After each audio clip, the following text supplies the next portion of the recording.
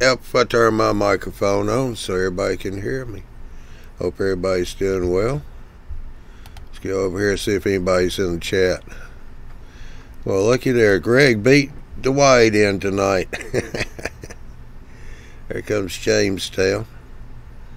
Mr. Brian. How you doing, Ari? Doing good. How about yourself, Johnny? Oh, not a whole lot.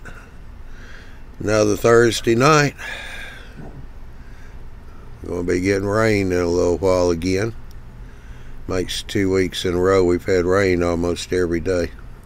Wow, that's incredible. The grass will be green. Yeah. The grass is always green, the bank account's not.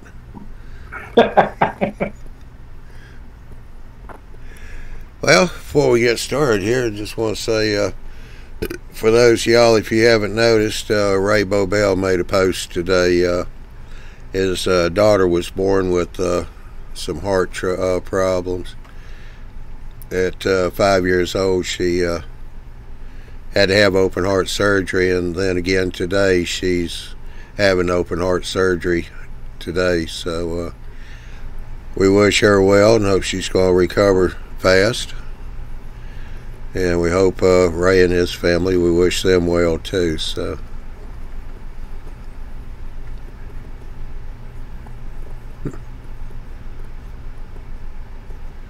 yeah, Jamestown said he's pretty soggy too. He's had rain the last few weeks. I just planted overseeded my grass. I'm wishing for rain. I got it the day that I planted it, but we've been watering the past 3 days. Yeah.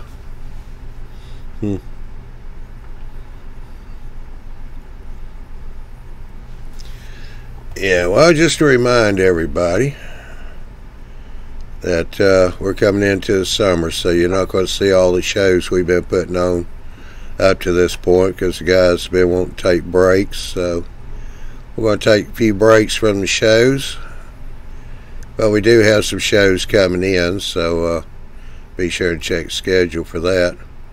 Big Bill's new show, who is Big Bill talking to?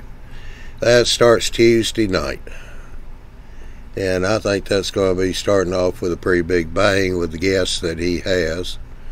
He's rather well known in the hobby. As Ralph said, he's been on about 7 covers of magazines, or at least in the Mile Railroad Hobbyist. What was it, co-editor of Mile Railroad magazine. Man's got a lot of credits, so be sure and tune in Tuesday night to see who he's going to be talking to. Because I ain't telling. I don't care how much money you offer me. But it's like Christmas, a surprise worth waiting for. Oh, yeah. Yeah, it is. Yeah, actually, I do know next month when the Fine Scale airs, Miles Hale has got something planned for that one, and that's going to be a good show too. Miles has got some good maulers around him. He's got one that he wants to bring in and do a show with. I think it's going to be like on perspective, how to use it on your layout and all. Man's real good at it. So that's going to be a good show. And also, like I said before, I want everybody to start writing down questions. Okay, we are going to do one show where we have some experienced modelers in here. Y'all know them. Be like Miles Hale, Ralph Rossetti. We're going to have like Andy, Chris Reed, probably Robert over in California, 1 or 2 others. So be sure and get your questions together, and it'll be asked the guys in the know. So if you got something you want to know about or you're not too sure about, be sure and jump in and bring your questions with you. Let them try and answer them for you. All right, be careful driving, Bob. Cabana Bob. He driving home and watching the show. Don't know if that's going to be a good idea or not, Yeah. but you know, it's, Put the phone down and listen, you know, or the podcast. yeah. So I don't know if you've seen this, Johnny. Ken Patterson had a new video put up today, and it had a functioning hump yard with functioning retarders. Really? It was very impressive. Yeah. Were they So using the air pressure? So he had a servo. It's servo controlled. Oh, okay. And it has like sponges, like you would see like weather stripping. Uh-huh. And it would push against the rail, and it would grab the wheels, and it would slow it down, and it would control the descent. Huh. Really, really cool. And then it had the electrocoupler on the top, so the car would shove, and then the car would break off, and you could select the tracks. Huh. So it's not completely fully automated, but it's close. Yeah. And it works. It's like, I know some guys try to use like electromagnets underneath of it. Some people use weights. He said that the guy, he's lucky like us. He has a good group of friends that are, wide different professions, and all come together to make great model railroads. Yeah. Yeah, that does help when you're going to do mall railroading. Mm-hmm. Yep, you can pull from all backgrounds for sure. Yeah.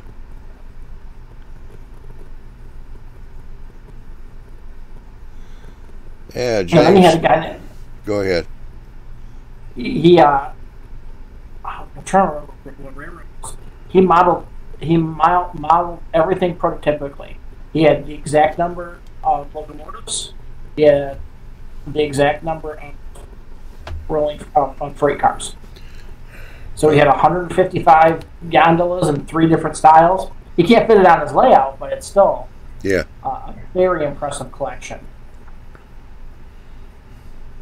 I think you're going to need to do a refresh. Your audio's kind of going in and out.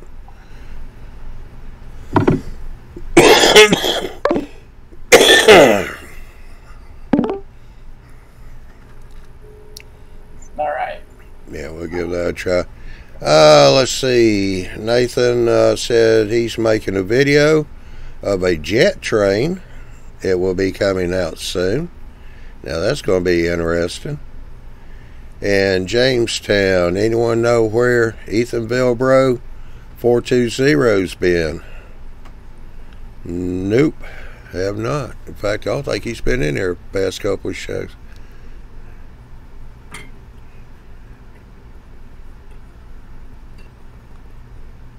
Yeah, William said that you can do that stuff in O scale due to the weights involved. Yeah, the hump yard. It wasn't O scale. That was the scale of the railroad. But it didn't. He hand laid all the tracks, so it didn't look like the O scale that I'm used to. He had full on ties and Yeah. Don't want to say Code 50 rail, which was actually something like 0.04. But I don't know if that sounds right or not, but it was basically Code 55. Yeah. How you doing, Michael? So he's doing 2 rail O scale. Mm-hmm. Yep. Yeah. Yeah, it do look good. That track's expensive. Well, even 3 rails expensive too. So here's something funny for you. I got into, I think it's called 1.5 or 19 inch. Mm-hmm. Are you familiar with that? Like the Garden scale that you can ride on? No. So you can ride on these. They're live steam. They're usually used for like pulling little kids through like zoos and stuff. But as the internet will lead me down the rabbit hole, I was looking to see how much one of these locomotives costs. They're about $13,000 to $30,000. Yeah. But then I was like, well, where do you get the track? So then I was Googling 18 millimeter track. and it runs on aluminum rail, and it's like $10 for, it's basically $1 a foot, which isn't terrible. But then I got into the frogs for the turnouts. It's the same price as an HO turnout. They're so cheap, $25 for a turnout in a railroad that you can ride on. And it's made in Ohio, which I thought was kind of fun.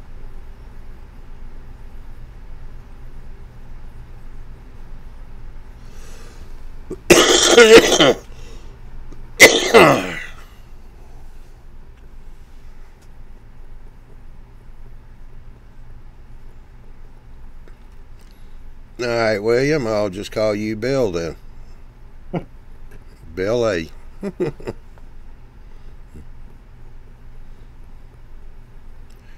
I don't know. I think everybody forgot this was Thursday night.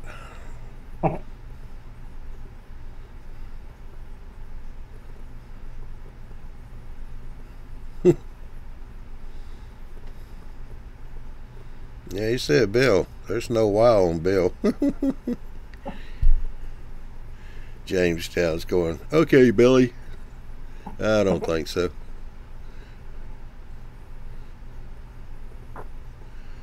So what you got up your sleeve there, Ari?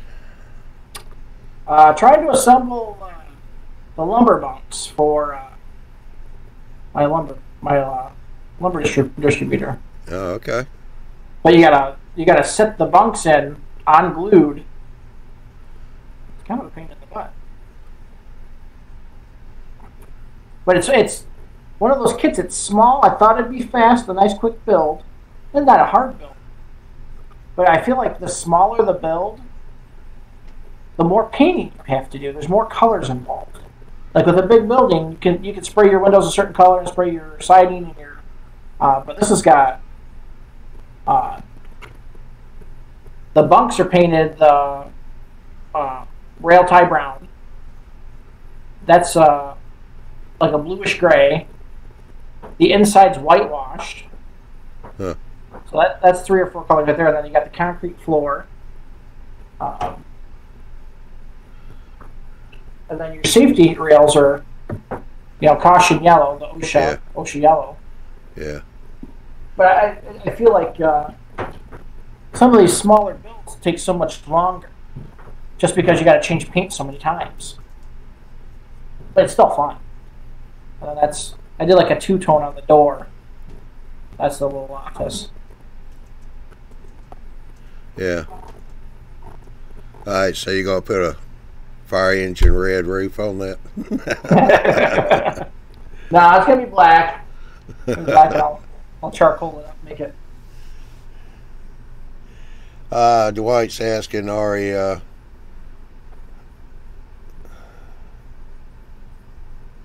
are you spraying that mall, or are you brush painting some of it? I spray my walls and I spray my doors and windows, but I've been hand painting the rails and hand painting the lumber, the truss pieces. Yeah. Spraying you just waste too much paint on that small of a detail part. Yeah. And I got like a really, really fine tip brush. Uh-huh. To get it exactly where I need it. So you won't even see the streak marks, so this is so small. Yeah. And then so basically whitewashing the lumber that's on the underside of the roof.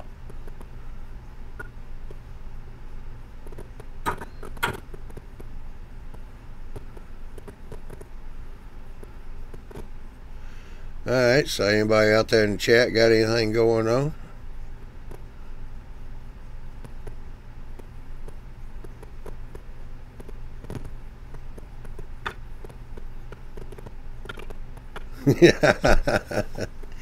Oh, Ron down there in Australia, he goes, hi, Johnny.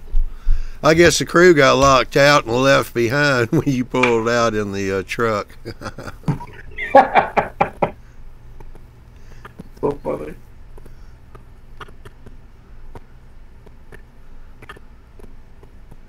Yeah, it's the season, summertime, people are outside a lot longer.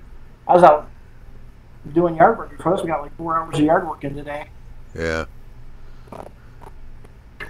Yeah, it's that time of year the mauling's actually going to slow down for everybody. Mm-hmm. They got the honeydews, they got the yards.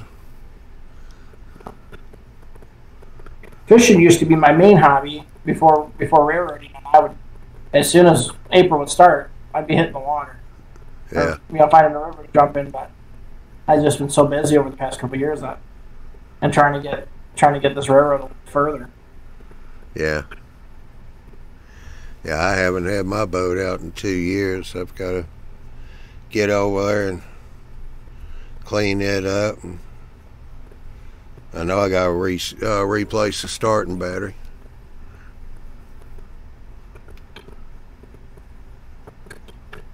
Yeah. Yeah, Andy just popped in. He said that I left them at the last gas station. Sure thought it was funny.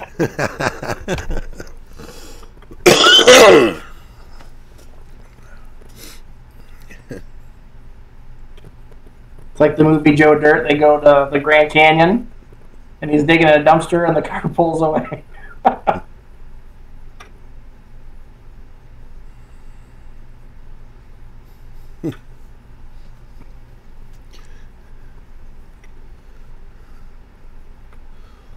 Yeah.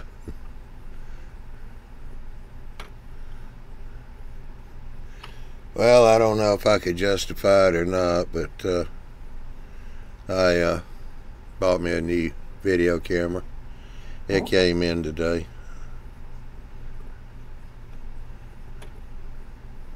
For streaming or for personal use?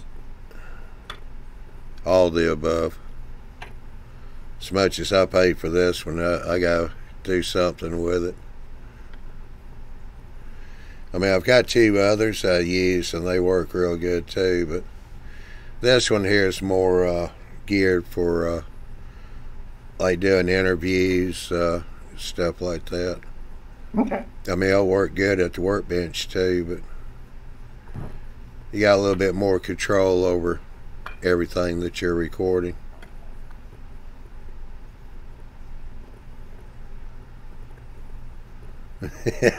You're about right there, Pat. He said mall railroading isn't much better than boating. Yeah. Well, good afternoon, Marty, down there in Australia.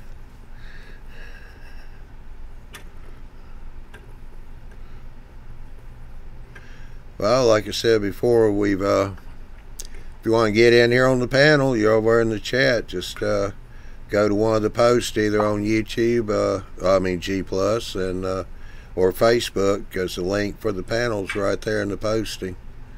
Click on that, and it'll bring you on in here.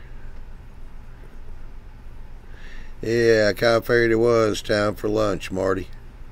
That was really cool to see the Australian meeting there the other night. Was it last Friday? Yeah, they're in that MRA. That was a good group of guys.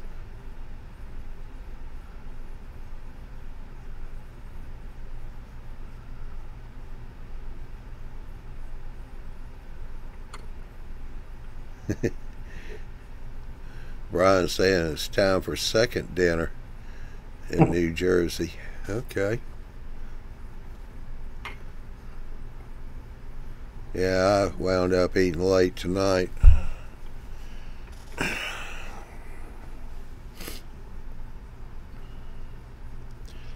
thought I got a little too hot and heavy with either the paprika or the cayenne pepper. I thought it was a little bit on the spicy side. I made a casserole. My son said no.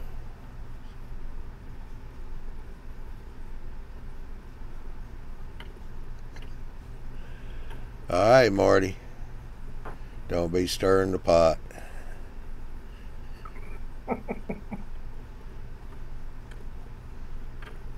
They're right about fishing and railroading. With the boat, if you don't use it and you kind of try to put it in the water, you got so much work you have to do. If you don't run your railroad, you got so much track cleaning and so much maintenance just to get it up and running again. Yeah.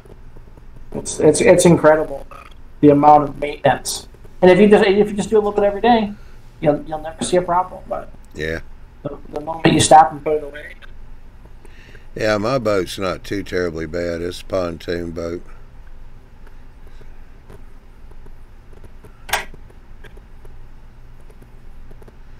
Although it seemed like I got about 50 million batteries on the thing, though. Got one battery, it's a cranking battery, but then I got two AGM batteries. I've got a 24 volt trolling motor. Everybody told me it's going to be too small for that boat, because my boat's 24 feet long. And it's an older boat, so it's a full 8 feet wide, too. But I bought the biggest trolling motor in the 24 volt range. It's got 85 pound thrust on it. It moves that boat. Yeah, it moves that boat pretty doggone good.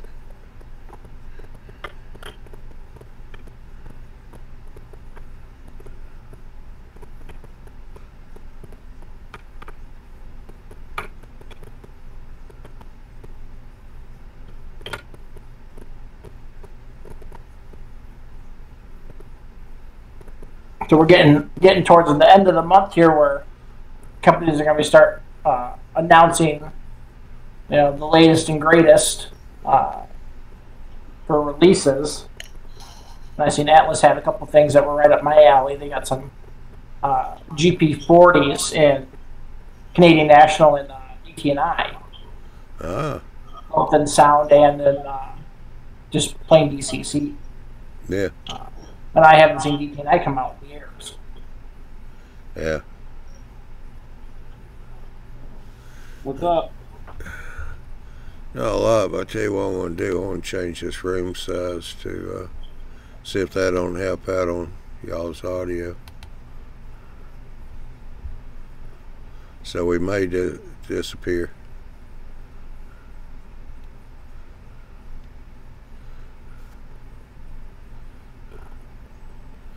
Alright, we'll try that since there's only 3 now, 4. Yeah. If we get any more in, I'll put it back on 12. See if we can't get better audio here. What say, Andy? Hey, Andy. Hey, boys. Just got home.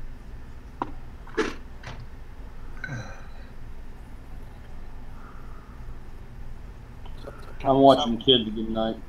That looks good. That's HO, isn't it, Ari? No, 10 scale. Really? Yeah. It looks like my HO one. It can be deceiving when it's done right. That's the same kit that Lloyd worked on recently, too, right? Yeah. Yeah. I think Well, the Intel variant, obviously. Well, Mr. Bill Fusion Enterprise here says that Grantline is supposed to have an announcement about their future tomorrow. Huh. Weren't they shutting They've down? been fire already. Huh? Yeah, they're basically supposed to shut down right at the end of this month. The hope has been by a lot of people. I even talked to Miles about it once because he knows more about this manufacturing process, about potentially making them an offer for the equipment. All right, we're going to black out for a second. I got to re-update the room. So stand by.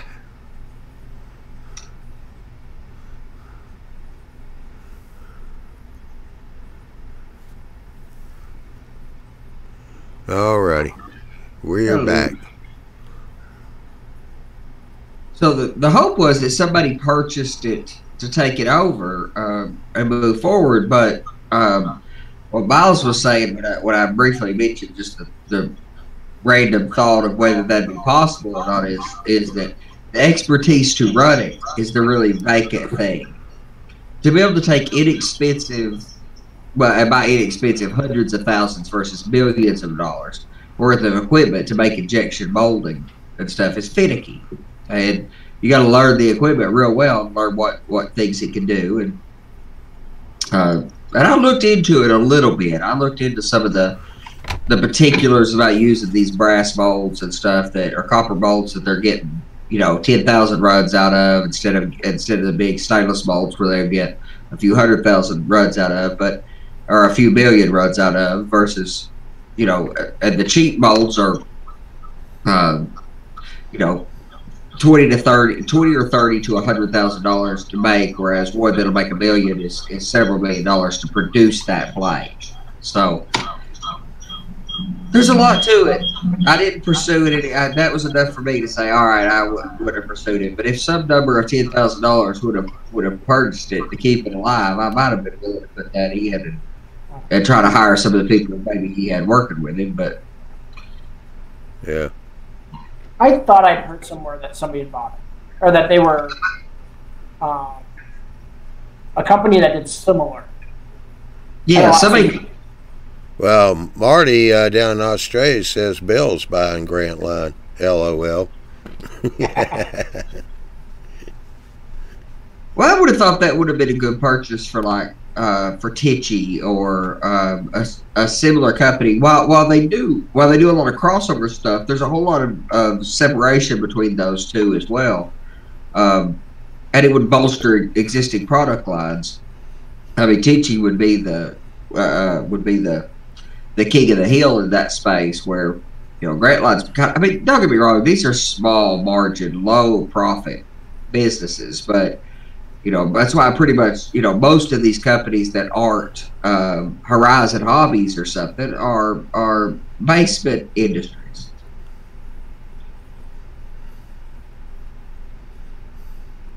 Which I think that's a great thing. I think the future of our hobby is this quote-unquote cottage industry move, where people buy laser cutters for some thousands of dollars and learn how to use it and make a few kits every year. And I think that could be really interesting. The people who do that could put a tremendous amount of effort and thought into making a spectacular kit. The cost is relatively low. The overhead's low. It's a little bit of a labor of love that they're doing for themselves, that they're going to make 50 additional copies of. It's kind of the community self-serving itself. I like that. Well, I wonder if maybe somebody type stuff or something bottom out. Somebody who's already acquired one other company like that, because I know, and he's here local. How was it? Small Town USA, I think, was the other one he acquired. Yeah, well, I mean, there's been several of those moves, like Fast Track's acquiring Mount Hours. That was a mutually beneficial move to acquire Mount Hours, who was a company with spectacular end result out of some very customized hardware. The interview Miles did with the gentleman who was running Mount Alberts, it was calls that he was inventing to cut that material out of wood by material was spectacular. But he was able to do it in a really smart way. He was able to buy the company and bring the current proprietor or the pre-existing proprietor of the business on as an employee for a while to help do a smooth transition. I mean, that's the way you do. That's the way you do that. My company, another company courted us for a while for an acquisition, and the proposal was they would keep us on for a number of years to smooth the transition over, if not, longer if we were to stay. But that was smart. That seems like that would be hard in a lot of these businesses, though, because of the geographic problem. Yeah, they had to be local to where they originally purchased the company at. Which is going to be really tough. I mean, these companies are widely dispersed across the country, and that wouldn't even be a problem in certain cases. That often happens. I mean, in the technology world, acquisition is kind of the name of the game. After a company, and people growl about that, but after a company gets to be a certain size, when you become the size of Apple, you can't innovate anymore. It's not possible. I don't care how much money you've got. It's impossible to do it internally, or it's very, very difficult. You do it through acquisitions, or what we call acqui-hires. The goal is to acquire companies to bring in that fresh talent. We're mostly buying. Apple buys these companies that doesn't produce anything for their products. That wasn't their goal of buying them. Their goal was to buy them to get the talent. because by the time you've acquired a certain amount of talent, and that's the thing in our hobby too, is the talent that goes into creating it. The problem with our hobby is that the profit's not there. And people like to say our hobby's really expensive, but I compare our hobby to all kinds of other specialty hobbies, and our hobby is quite low on that totem pole. It generally speaking, part of the reason that we have a hard time getting the products we want is that people are not willing to pay the prices they need for what we're getting. I mean, think about what a locomotive looked like 20 years ago versus what a locomotive looks like today, with digital decoders and LED lights and spectacular performance of finely machined components and motors and the detail parts. It's just the industry's really different, and we're really getting a lot of bang for that buck, but the margin isn't there. Nobody can make any money on this stuff, and that keeps companies from coming into the hobby or even staying in the hobby, like Shinohara. You know, Shinohara was successful, but now Shinohara is going away because we're not paying enough to keep them successful. If we want these manufacturers to make us products, we have to pay enough. Tim, you need to mute your mic. Yeah. Sorry, my little one's over here blabbering. Yeah, I know. That's okay. Dwight's over here. He's having a little difficult time. He says, how come Andy's YTMB logo is on the right and Johnny's is on the left? Well, maybe that's because Andy's right.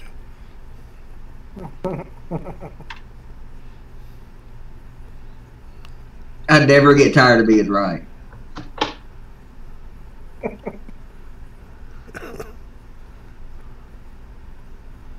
Yeah, Shinohara's already quit manufacturing. Yeah. Whatever the hobby shops have got in stock, that's it. So that's like HO's main.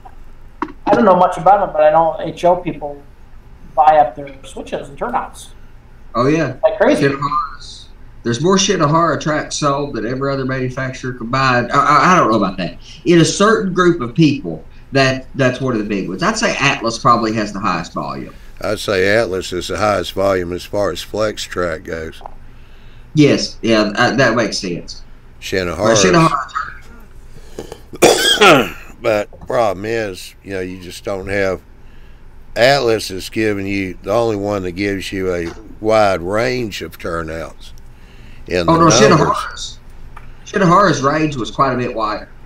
The thing that hurts us with Shinohara is that they made 8 different sizes of curved turnouts, and they made all these varieties in code 70, code 83, code 100. Nobody else is producing the variety they are. Nowhere close. And that's Walther's supplier. So Walther's is now going to have to go to another manufacturer. My hope is that they go to Microengineering to do that. But Microengineering is a relatively small company over in St. Louis. They're not a big operation. Their product is stellar, but they're not a Chinese manufacturing giant like in the space like Shinohara was. But again, this is the problem. Our hobby can be inexpensive if you build everything yourself. But if we're not willing to pay the price, we're not going to have the manufacturer. So the hobby is going to die whether there's people interested in being motor railroaders or not, if the products aren't available to get people past the barrier to entry to where they can scratch build it. I mean, if it was required like it was in 1940, if you wanted to enter the hobby, if it required you to hand lay track, the barrier to entry would be too great, and a lot of people would never enter our hobby.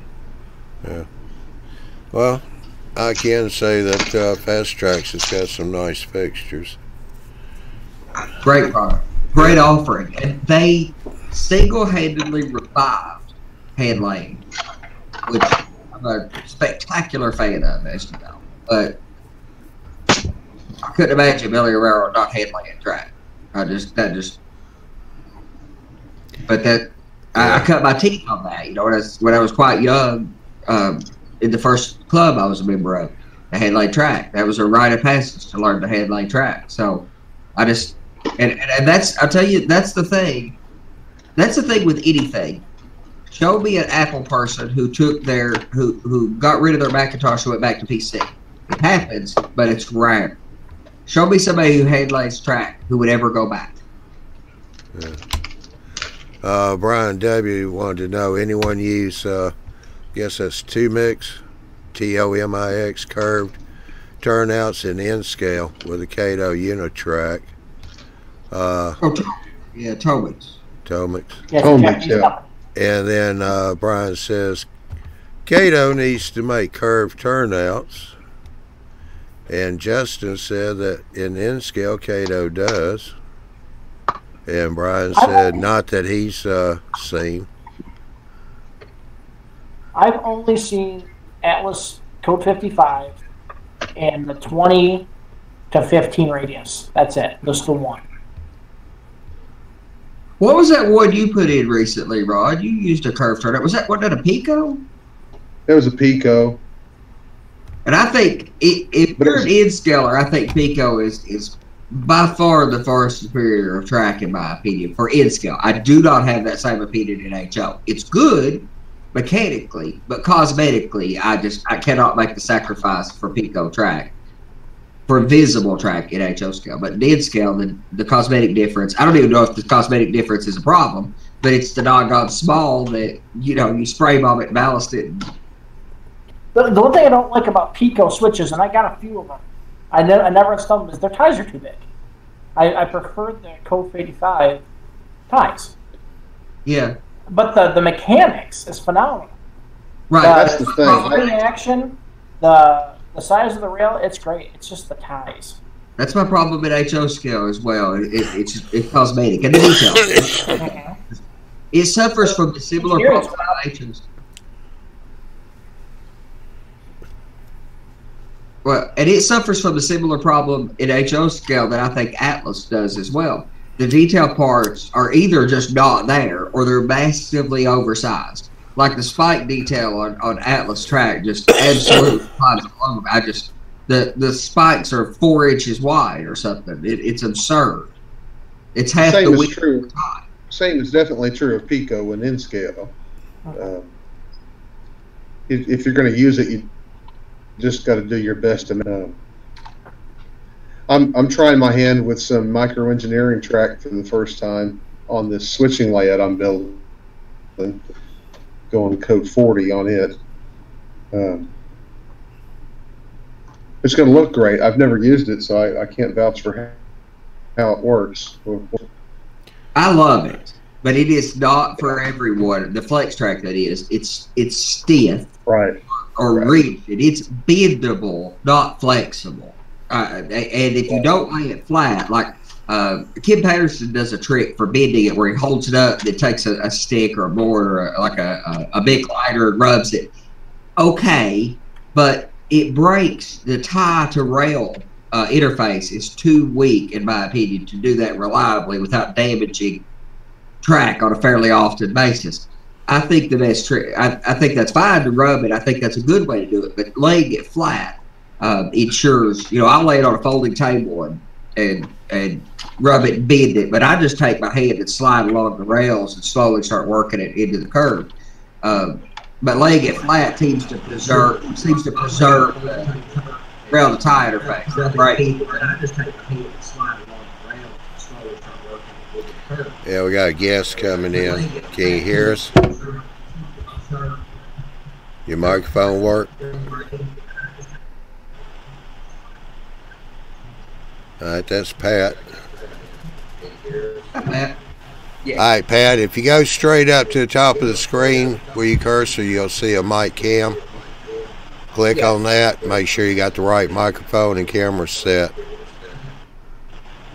right, Pat, if you go straight up to the top of the screen where you cursor, you'll see a mic. Right now, we're getting feedback from you. I say getting a big echo. Some screen going. Well, I'm going to mute him, so y'all let me know if he's talking. So that way we won't get the feedback in the video.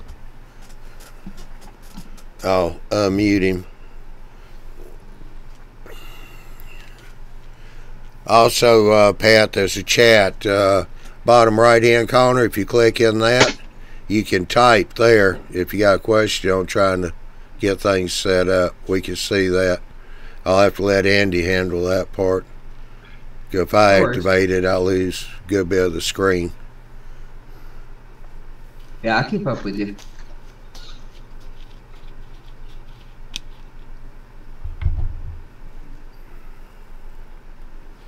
I think you'll like working with the ME stuff, Rod. Once you've played with it for a few minutes, and you may break a piece or two, but if you laying it on a table is my recommendation, so you don't break it because the rail separates from the ties. Well, that's the part. The detail parts are small. The spike of that detail is small, but it doesn't have the support that Atlas has, and I can see the benefit of Atlas in hidden areas, but I just cannot get over the cosmetic problem with it. And that's kind of the price you pay for that fine detail, is the fact that it's going to be more delicate. Yes. Oh, one thing you might try, Ron, is take say like a piece of 1x4, about a foot long, that you clamp on the table, and drill some holes in it and put some large dowels in there, so like a 3/4 inch diameter dowel, and that'll give you something you can hold the flat of the track flat, but at the same time rub it against the dowel. Yeah. I see. You pull it through your in, and then pull it past the dowel so it's flat but moving. Yeah. Along the edge. Is that? Yeah, you can take your hand and hold it flat. Sense. Yep, right. It does. Because it's a little rough on your fingers. I was thinking in scale would be so bad, but it's I just work it with my fingers and it's not that bad. So now they make a little tool for that. I think actually Microengineering makes a little rubber plastic thing that lays down that has 2 grooves for the rail. You lay it on it and kind of work it to bend it around. I was thinking Microengineering's who made that, but somebody makes that. You use it to bend it with, but. Well, just take your piece of scrap wood and cut your 2 grooves the width of the rail and use that to rub the rail. Yeah, I don't think that's necessary. The board just sounds like a good idea. And the board would actually make a lot more sense than that little rubber plastic thing I'm talking about that they sell for that, because hanging on to that little rubber piece would be difficult. But if you took a decent, took a board that had some, some heft to it, something you could hang on to. All right, this is up your alley, probably, Andy. Pat said that he's got Mac. He's on a Mac. And he's having problems. So maybe you could help him get on that, or let's see how. And Brian said I use my end scale gauge tool to smooth the flex track into place.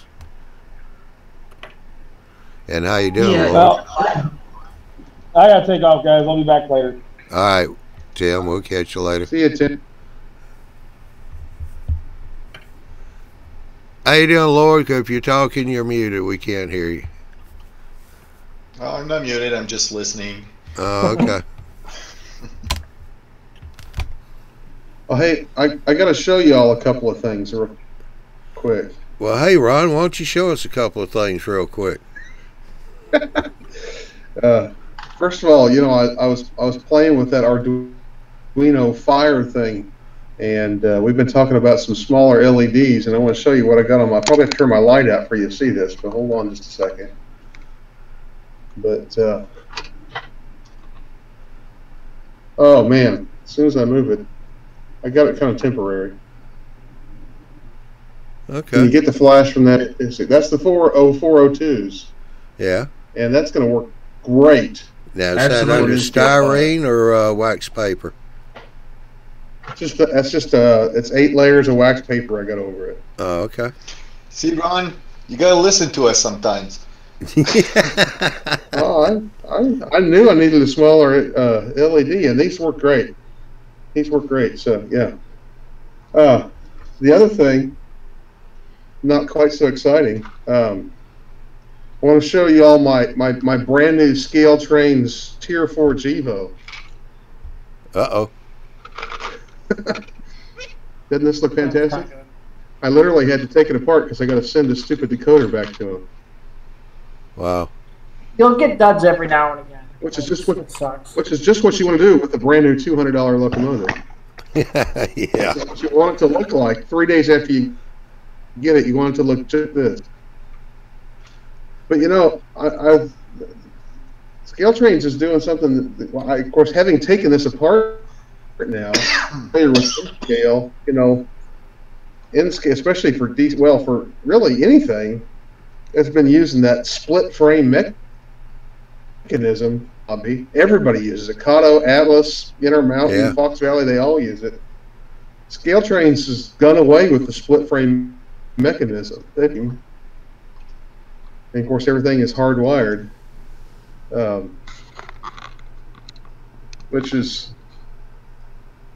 shocking. Maybe there's some guys in some other scales, but that's just been unheard of in scale for at least the last 20 years.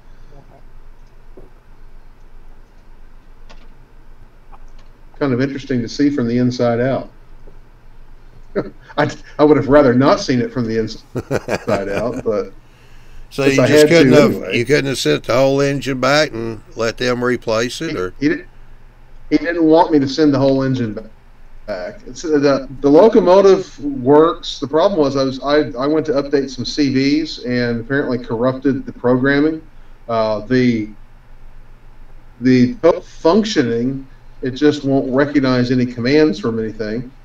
But I think with the expense of the locomotive, they didn't A, want to place, and B, I think didn't want to think about insuring it and concerned about the expense of having it damaged in shipping. So he specifically said, take the decoder out and just send me the decoder. Oh, okay. And once I got into it, I thought, man, I would send it back to him in one piece anyway, but because that is an involved piece of machinery. Yeah, Ron Boyce in Australia said, come on, Ron, we know you wanted to be the first one to pull one apart. It's like, hey, I'm it. Literally, it's the one thing that I bet nobody has yet seen on a Tier 4 Gevo on a YouTube video yank one apart. At least I haven't seen one yet. So I'll be the first. Yeah, I don't think Joe's done that in his show. No, he hadn't done the Tier 4. Yeah. That's if I didn't have to, I'm usually not afraid to do much, but when you got a brand spanking new, literally $200 locomotive that you've had for 2 days, not really your first choice. Yeah.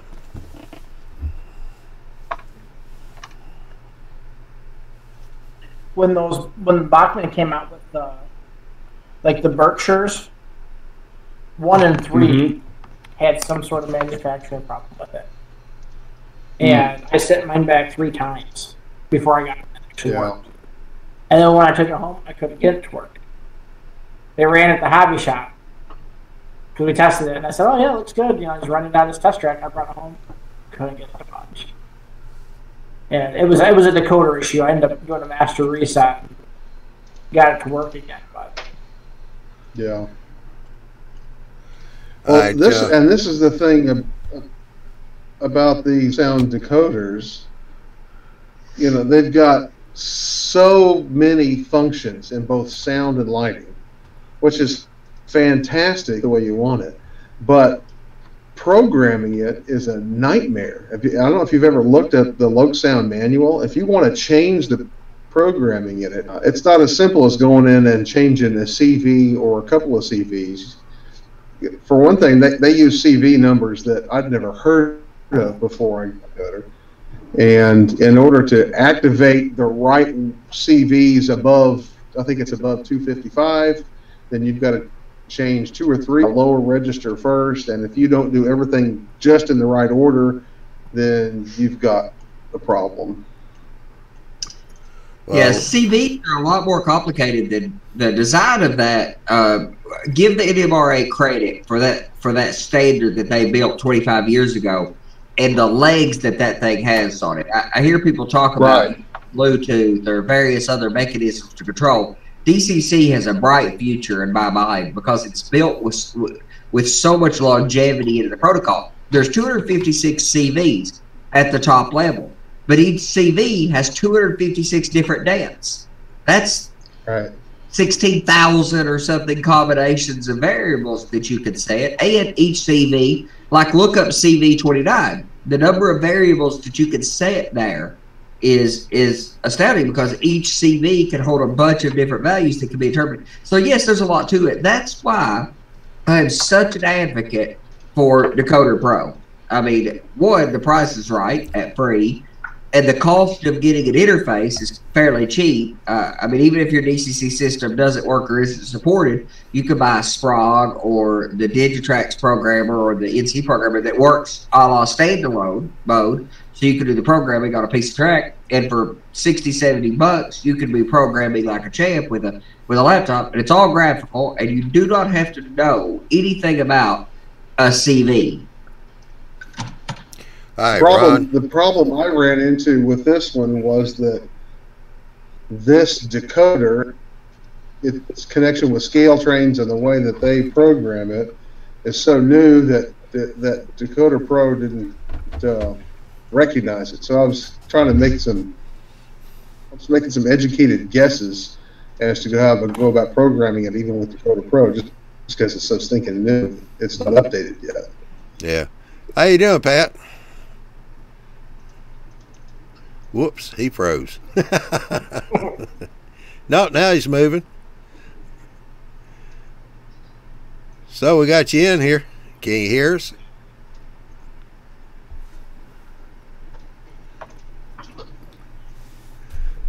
Evidently you can't hear us yet. Alright, well, Pat works on his ears. Ron, I'm trying to ask you a question. You keep yakking away. We'll call you Andy Jr. in a minute. Brian Yes. W has a question here. He said, Ron, which CVs were you messing with so I can be sure and not repeat? They were this. I was specifically trying to set up Rule 7, and I was trying to set the ditch lights to flash with the horn. And the CVs, I don't remember exactly, but they were all in the 360 some odd range. Yeah. I'm thinking it was like 366 through 372 or something like that. I've had locomotives after programming speed steps just quit moving. The lights turn on, the bell turns on, and the locomotive doesn't move. And then you got What decoder? Because some of the decoders have a hard time with different speed step settings. Like I'm a big fan of the 128 step, sorry, the 28 step, but the long curve, not the quote unquote simple way that has 3 sets. I like that long curve so I can really get that granularity. The first half of my speed curve is just a slight curve, and then it goes up fairly sharply. But you have to use the complex curve for that. But there are decoders out there that do not like that complex curve, like MRC decoders or something are notorious about not liking that curve. Loke Sound is part of the reason I'm an ESU fan in that way, but DCS and tend to support that long curve well. But you can get into some trouble with compatibility. And to JMRI's benefit, has done a pretty good job of trying to turn off or not expose the things that cause problems, but or the things that just flat don't work on something. But there are some things that are sporadic or finicky. Yeah, I think it might be all Digitrax. It's when you go put in like the road switcher speed step compared to like a switching. If you put switching in, those things will lock right up. They won't even. I had some older lens decoders that wouldn't support the complex speed curves. Yeah, I think they wouldn't support much of anything. Yeah, I was thinking to say. That was my thought. My decoder's bad, and then I probably backed it up. And I was probably 20 years old and didn't realize what I had done, and said, "Oh, my lens doesn't work," and the dealer sold me another Digitrax. I've got 2 locomotives that are not on the layout because they've got old lens decoders in them. I need to upgrade them. I just haven't gotten it done. Yeah. So you get your audio working yet, Pat? We can't hear you, so yeah, you might. Oh, your mic's muted. Yeah, your mic's muted. There you go. Now try it. We're still not hearing you. Go up to the top. There, is that better? Go up to the top. Yeah. Yeah. You guys got me now? Yeah. Yeah. Okay. Yeah. Now we're getting the feedback, though. Now we're getting the feedback. Are your speakers separate from the computer? No, it's a small PC, Lenovo. My Mac is having issues. Okay. That doesn't turn your speaker volume. That doesn't make any sense. That breaks everything I know about Apple. I love my Apple to death, but it's just I'm in the middle of moving. I've got my layout torn down, so like I'm all over the grid. Tonight was probably not the best night to join you gentlemen, but the topic got me, so I felt like jumping in because all my stuff I did have soundtracks and everything, and now everything is ESU, and I use the Loc-Sound decoder or Loc-Sound programmer, and that seemed to unlock the magic for me. Yeah. Yeah, a lot of people like that Loc-Sound programmer. Okay, I got a question. Like I'd use JMRI, and it was too complex with the Loc-Sound with the Loc-Sound decoder or the Loc-Sound programmer. It was 100 times easier to do anything. You just bring it up, you go through the drop downs, and you're done. Yeah. Well, I mean, after all, it was designed by the same people that built the decoders, so, you know. Okay, I got a question. Past that $150 price tag. Yeah. What's that, Lord? Okay, let me try it for a third time here. I tell you what, Pat. I got a question. Yeah, hang on, Lloyd. One second. Pat, if you don't mind, just mute your mic when you're not talking. Sure. Or we're getting the feedback. There you go.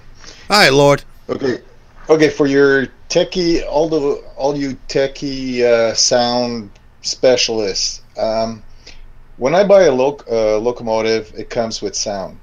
Why and how would I want to change it? Because that sound is probably not matched to that locomotive per se exactly, and people like to have that locomotive sound like it should, like the real one does. Okay, so if I know nothing about trains, and I've never seen trains, or I'm not around trains, so I really don't care, right? Well, yeah. Okay, if you don't know what an SD40 sounds like, then any sound that rattles like a locomotive is fine. Put a John Deere sound effect on it. A lot of people would be happy with that. The more you get to know, the more video you watch, or the more you pay attention to prototype locomotives, if you're a modern era modeler, the more you're going to want those to be more matched. But the things that a lot of us really care about when it comes to sound is what we would call nuance. 80%, 90% of people that are happy that buy sound locomotives are going to be happy with what's there these days, because it has got doggone good in all the standard decoders out there. It's really good. For the most part, buy it and run it and forget about it. But for those of us that care about nuance, if you have multiple locomotives, you may want some variability in those locomotives. So if you had a string of SD40s, jerking a coal drag, you don't want all those locomotives to rattle identical. You want them to sound like unique specimens of engineering that they are. So you put different sounds on each one. Or you may want to make one of those locomotives sound like it's had a hard life. Or so nuance is the answer to that, and it is to a whole lot of things. The whole reason that so many people do so many things, anything that's in that 10%. 90% of people are going to be happy with 90% of the things out there. The 10% rule of these things is those people who care about the nuance. Also, Brian W. said to raise and lower volumes, change horns and bells, change triggers, and also Dwight said to change the ditch light sequencing to match the locomotive, the real one. Well, and there's a whole lot of things that these that soundtracks or whoever, ESU included, program into their sound effects and in the way the decoder works in general that are generic for an ST40, for example. They may be engine prototype accurate, but not road name accurate. So Louisville Nashville Railroad that I model a little bit run P3s, not chimes, not Leslie 5 chimes. So you change that horn effect so it matches the prototype. Or a lot of these steam locomotives or even diesel locomotives, you'll have an electric bell, or in the steam era, you'll have a couple different types of bells. And some of us love those sound effects. I love the sound of Norfolk and Western whistle. It just does something for me.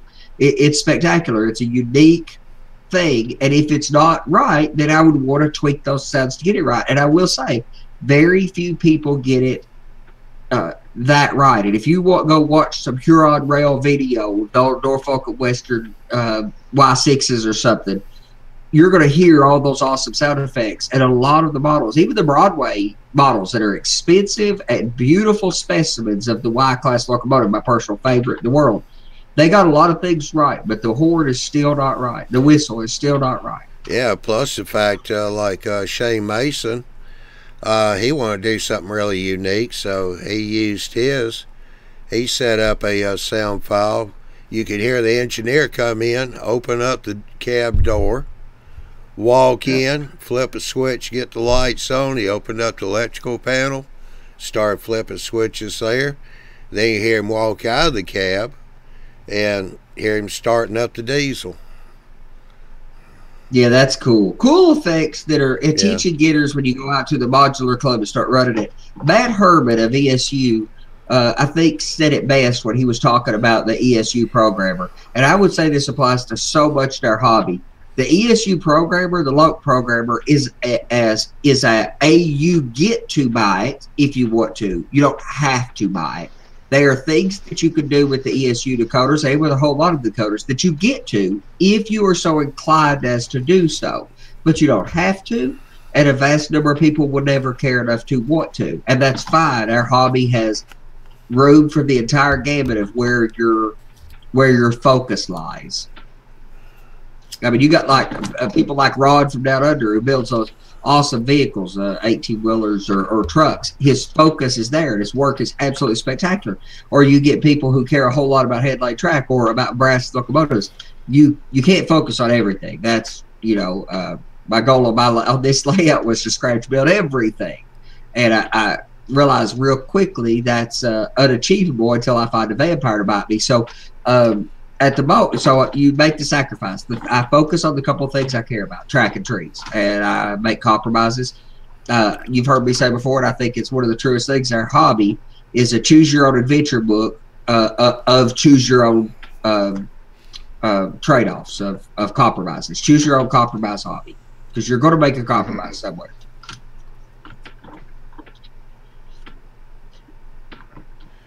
Yeah, Dwight said that he wished the ESU programmer would work with all decoders. Oh yeah, I wish everybody had it. I think TCS has. Is it TCS maybe that has something like that, or maybe it's somebody else has a program. I'm going to standardize on ESU decoders. I don't have anything against TCS. TCS has some pretty doggone good decoders, and in the Steam space at least. Until about a year ago, when ESU come out with their Steam stuff. But I really think when they come out with when ESU come out with the full throttle feature set, based on the work Mike Confalo was doing by turning on Mike Confalo was turning on dynamic brake settings and muting the audio from the dynamic brake settings, and then causing certain actions to happen there, like with macros. So when he would hit the brakes, the dynamic brake assigned button, it wouldn't make any sound effect because he had that muted, but it would drop the thing to idle, even though the locomotive was continuing to travel along at track speed. Those effects that Mike Confalo was getting were so spectacular that ESU kind of packaged it up into the full throttle feature set. the beautiful thing is that's just a configuration. You don't have to buy new decoders for that. All you do is take the programmer and shove that bit of code onto your decoder, and you're off to the races. And the full throttle set, I think, really put a wide gap between ESU and every other manufacturer. They jumped a couple years into the future, and everybody else has got it to do to catch up. All right, Railroad Video. He says model railroads demand off-the-shelf detail-specific models in ways that were unheard of decades ago. How far are we from having the sound details matching the specific engines at purchase? So some of them do that now. Again, if you're willing to pay. This is my argument about the track recently. If you'll buy the museum quality locomotive from Scale Trades, like that, their museum quality stuff, they've got a few locomotives now, or like the turbine, that's ESU sound effects that are not just prototype specific, not just locomotive specific, not just prototype specific, but they're road number specific. So if you buy the turbine that has this setting that's, unit number 8012 or whatever, or you buy the one that's unit number 8014 or whatever, there will be differences in that programming. So we're getting there. You just got to be willing to drop the money to have that work that was fairly labor intensive for a human to put the work together to make that possible for us. But it costs. Yeah, because you got to remember, to get those sound files, they have to go out and rent those engines for a few days or a week, and then put it on some tracks somewhere, rent that to where they can run it with all these microphones put all over the engine and sit there and run it in different scenarios to be able to get all these. And that takes a lot of money to do all that. Well, they can't just run it. They have to run it to do, well, I mean, they could, and a whole lot of manufacturers just go out and make a locomotive and run the thing and let it be. ESU does something, pretty unique. They have to have the locomotive under certain conditions. They put it under load. They're making locomotives and putting freight behind them, putting tonnage behind them and pulling them under load because they sound actually quite different under load. That's what. And they're making all those different conditions. And something I love about ESU is they have 5 or 6 different sound files for the SD40. So again, if you have a consist of SD40s, you have a selection of different SD40 locomotive sounds you could put on there, for a rattle trap to a new one.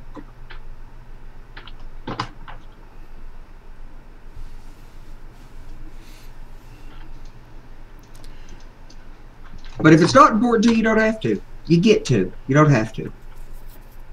You could be a model railroader and be quite content buying Atlas track and off-the-shelf locomotives and cars, and you could be a model railroader, especially in the early days, with very little investment of heavy labor or serious investment in the sharp learning curve of stuff. Or you could save money, possibly, and get stellar and unique results if you learn to handle a track or use fast tracks materials or custom paint brass locomotives. Wherever your interest lies, this hobby gives you an outlet to do that. Whether that's programming Arduino or scratch building wood structures, you get to do these things. But you can be a content model railroader your entire model railroading life without having to do any of this crazy stuff if you don't want to.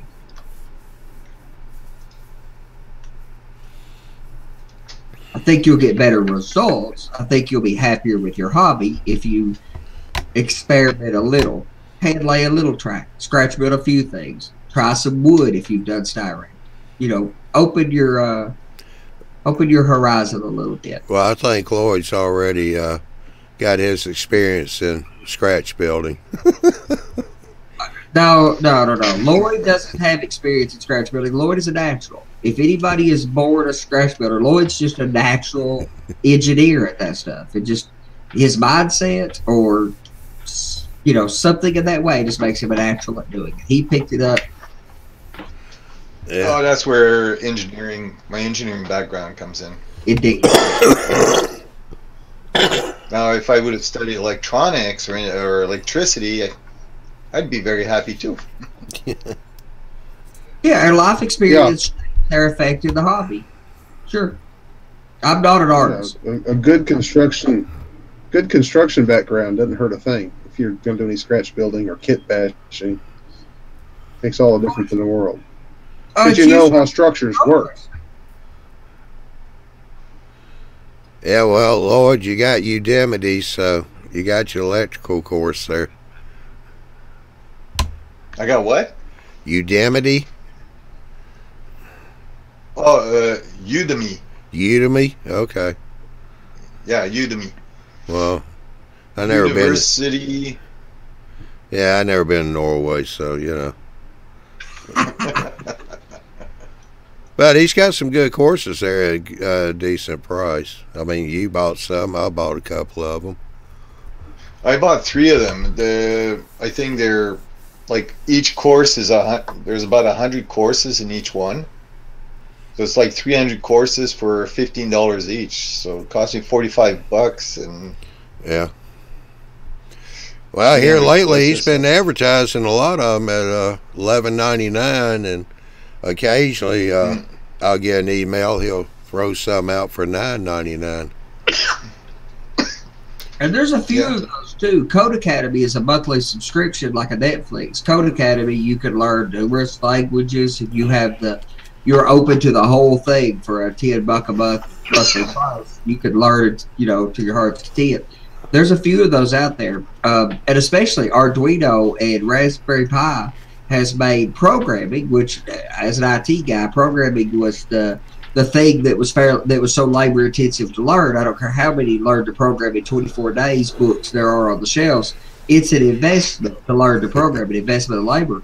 But there's some exceptional internet resources for this stuff, and the Arduino and the Raspberry Pi have made this stuff so learnable. The barrier to entry to write custom code is so much lower than it was just a few years ago. How you doing, Marty? I'm doing well. Yourself? Good. Lunch over with now, huh? Nope, lunch isn't over. No, it's still going. Yeah. What? I've been trying to get one of these Loxam decoders and a Kato N-scale loco. 5-pound sledge. Have fun. Yeah, I need a sharper shoehorn, I think. Yeah. That's as far as I can close the body. Oh. I've just realised I'm going to have to mill out the chassis a bit more. Have you already done some milling on that to make some space for it? Yeah. And that's that Overland unit, right? No, this is a Kato. Oh, okay. Oh, I see the box set down there. I wasn't thinking. I just seen you bought. You showed us that Overland you bought recently. Yeah, that was the next one to try. But I thought, it'll just replace the existing light board. But the height of the components, there's a little indentation in the body where this bit is. Here. Yep. And where that comes down, just the height of the components is too much. So I've got to try and drop the board about at least another 2 millimeters. Bad old bad. With a dribble, you're just using a dribble to mill it with? Yeah, but this one I might actually go round to James's. He's got a CNC milling machine. Yes, sir. That's why I was so excited when I bought my CNC router. I have not spent any time with, but I was excited about being able to mill soft aluminums in a much more controlled way. But the speakers I picked up, we got off AliExpress. Yeah. $2.50 for 10. Really? And, yeah, you have and to share with us later. And when you get the chassis or the body on the back, they sound quite good. They sound just as good as a sugar cube speaker. When you're making a cavity for it, when you're locking it together. Yeah. Yeah, well, I've just got it stuck on the end here. and then when the body goes on the top, the body becomes the speaker enclosure. Absolutely. And yeah, it doesn't sound too bad, but that's as far as I can get the body down. Man. Put a C-clamp on it. Yeah, well, I've tried that. The clips won't hold. You could just sand the top off of those components. That'd be fine. Yeah. Yeah, might do that, and that's where the magic smoke comes out of the decoder. It can. So it wouldn't be easier to maybe mill out the shell itself than the frame. You don't have a much thickness to work with at end scale there. Yeah, there's not mill out in there. Yeah. Yeah, it's where that indentation is, if you can see. Yeah. And there's not much plastic in there. Oh, okay. Well, and plus it becomes somewhat transparent at a certain point too. So. And if you make a mistake, it's fatal. Yeah. Well, if you mill that down, you're gonna have to change. You connect the chassis or change your electrical connections for the board. They'll have to move down as well, won't they? The electrical connections to the board through there. But if I end up taking all that off to get it down further, I'll just hardwire them. But I thought it would have clipped in using the, the Kato clips and gone in like a TCS board. Yeah. But it's just these two components, this end here, these two capacitors. Yeah. And you're sure those are necessary? No. Well, you gotta mill it down. That's awful. I've already milled the LED all the way down to the filaments, basically, so that the light rod would fit in there. So yes, I thought it'd be a nice, easy job, but it's proven to be a little bit of a pain. But we'll get there. Yeah, they need to add I got a feeling if I mill the 1 mil out just underneath this block here, that'll let the board drop low enough that the cover should go on. But, of course, it means pulling everything to pieces again.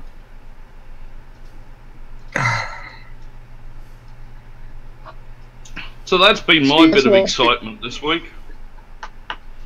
That's why it's scale, because HO's too easy. I will say, I'm going to put a decoder in an O scale.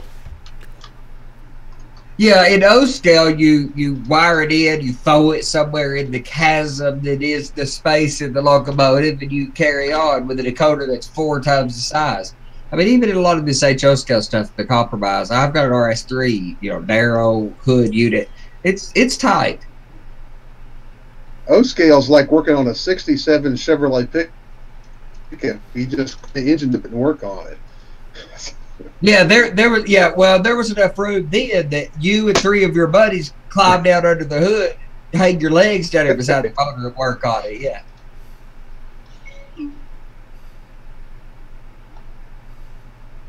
Yeah, so I figured I'd try and get this one done before I pull the overland brass one apart.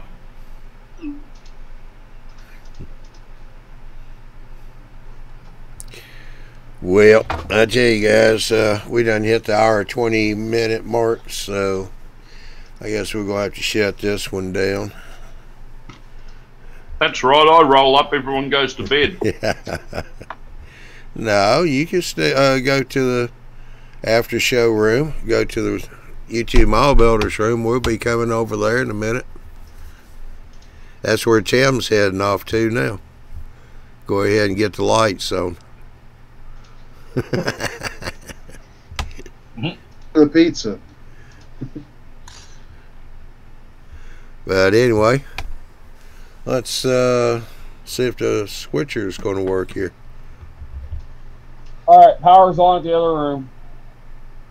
See you over there. Alrighty. Hey, there it goes. Stick around, Pat. Don't go nowheres. We'll give you your initiation after the show. Alright, go to YouTubeMallBuilders.com, and there check the schedules for the shows. The Tuesday, Wednesday shows are at 8 o'clock Central, 9 o'clock Eastern Time. Thursday shows are at 9 o'clock Central, 10 o'clock Eastern Time. And don't forget, we're coming into the summer months, so we've got a little short on shows because people are taking off for vacations and other summer activities. And we said, sure, we're going too. So anyway, not going to quite have all the shows we've been having for the summer months because everybody likes getting out, enjoying the warm weather. So be sure to check the schedule. We do have a new show coming in next Tuesday. That is May the 29th. Who is Big Bill talking to? And that is going to be a good show. A really big show. That will be at 8 o'clock Central, 9 o'clock Eastern Time. So be sure to come in this coming Tuesday night and check it out. See who Bill's talking to, because I'm not talking. That's for sure. Y'all have a good night. Have a good weekend. Have a good holiday, because it's the holiday weekend. And we shall see you on Tuesday night. Have a good one.